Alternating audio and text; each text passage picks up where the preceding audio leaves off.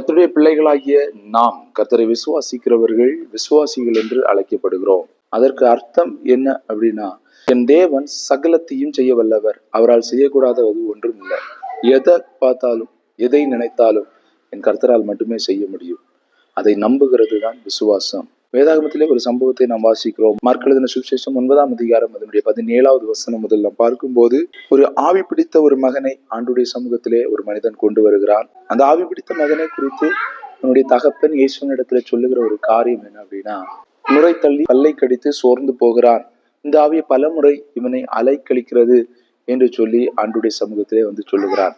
இப்பொழுது அவன் சொன்ன ஒரு காரியம், உம்முடைய சீஷர்களிடத்திலே நாங்கள் கொண்டு போனோம், ஆனால் அவர்களால் செய்யக்கூடாமற் போய்விட்டது அப்படின்னு சொல்லும் போது, ஆண்டவர் ஏன் உங்களுடைய விசுவாசத்திலே இவ்வளவு சந்தேகம் இருக்கிறது?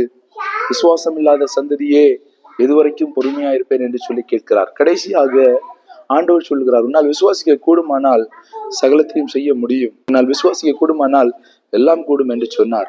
24வது வசனத்திலே நாம் பார்க்கும்போது கர்த்தருடைய வசனம் அழகாக சொல்லுகிறது. அந்த ஆவி பிடித்த பிள்ளையின் தகப்பன் சொல்லுகிறான், ஆண்டவரே நான் விசுவாசிக்கிறேன், ஆனாலும் என்னுடைய அவிசுவாசம் நீங்க எனக்கு உதவி செய்யும் என்று சொல்லி கண்ணீரோடு மிகுந்த சத்தமாய் கேட்கிறதை நாம் பார்க்கிறோம்.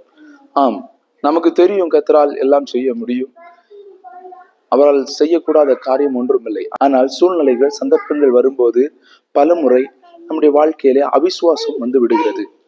இந்த நாளிலே ஆண்டுடைய சமூகத்திலே நாம் கேட்க வேண்டிய ஒரு காரியம் என்ன அப்படின்னு, ஆண்டவரே ஐ நோ, எனக்கு தெரியும் உங்களால் எல்லாம் செய்ய முடியும், ஆனால் எனக்குள் இருக்கிற இந்த அவிசுவாசத்தை கர்த்தர் நீர் மாற்ற நீர் உதவி செய்யும் என்று சொல்லி ஆண்டுடைய சமூகத்துல கேட்போம். நம்முடைய அவிசுவாசங்களை கர்த்தர் மாற்றுவார். நிச்சயமாய் அவர் உங்களுக்கு கொடுக்க நினைத்ததை அவர் கொடுத்திருப்பார். கர்த்தர் தாமே உங்களை ஆசீர்வதிப்பாராக. அவிசுவாசங்கள் நீங்கட்டும், விசுவாசமா இருப்போம். கர்த்தர் பெரிய காரியங்களை செய்வார். ஆமென்.